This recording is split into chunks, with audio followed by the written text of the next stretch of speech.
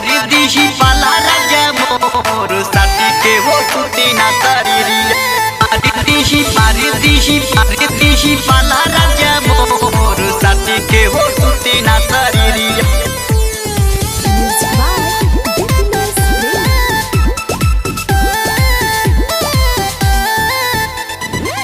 उभर जवानी तू तो सुते दलानी में टबकेला देहे पूरी पूरी हो।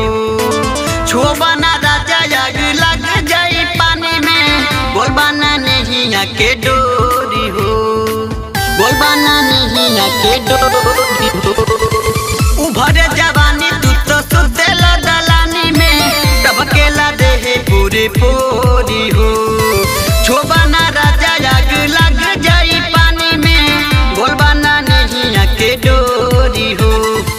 कोरा में सटाला राजा सीना से लगाला राजा होके दीही जनी भोर साथी के हो सुती ना शरीरिया। मारी दीही पाला राजा मोर साथी के हो सुती ना शरीरिया।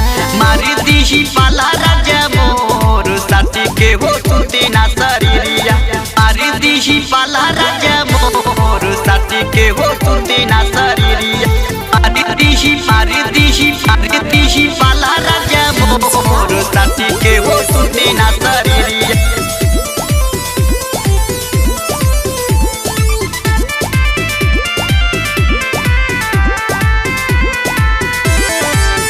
जनी करो तू बहाना मजा मारो रोजाना जाना।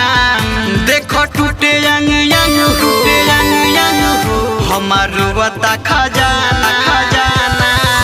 जनी करो तू बहाना मजा मारो रोजाना।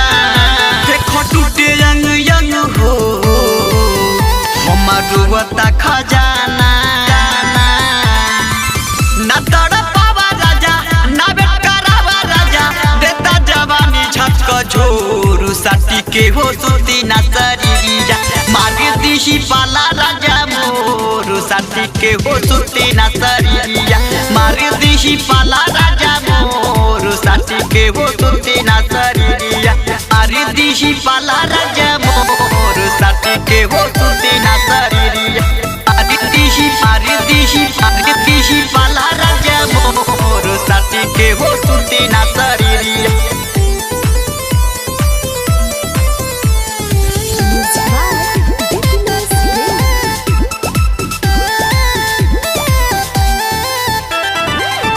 अमित बुझ हमार बतिया देखो धड़कता छतिया कैसन बाड़ा तू संगतिया नाही बुझेला हलतिया।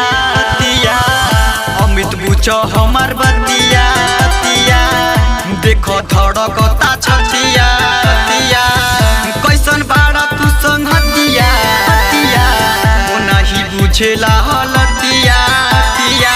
राजा भूपेंद्र सूरज आया मितनिया टोला नगले गोरे गोरू साथी के हो सुती ना शरीरिया।